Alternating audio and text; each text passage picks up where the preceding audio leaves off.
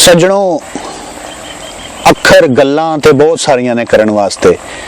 एक अपनी कौमी जुबान दा अखर साया मेरे को पंजाबी च वरत्या गया तो मैं पेश करना नज़म आज़ाद ओदा नाम साया कि घर दा बूआ लथ मलत्था, घर दा बूआ लथ मलत्था, बूए दा रंग उड्या उड्या, कंधां दे ले उखड़े उखड़े, चिड़ियां पाए छत्तां विच आलने। घर दा बूआ लथ मलत्था, बूए दा रंग उड्या उड्या, कंधां दे ले उखड़े उखड़े, चिड़ियां पाए छत्तां विच आलने।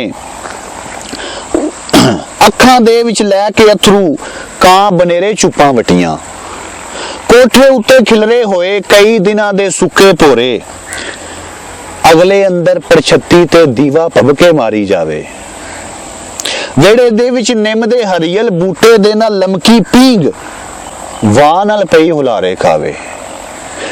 घर घरैण भी मेरे घर दे दिन विच कई कई फेरे लावे, मकड़ी नाल त्रिडी रल के अंदरां दे विच ला लै डेरे। घड़े दी चपनी उत्ते मींह दा पानी इकट्ठा हो खलोता, कीड़े अपने मुंहां दे विच कल्ला कल्ला दाना चुक के अखां मीट के चुप्पां वट के नीवी पा के लंघदे जावन।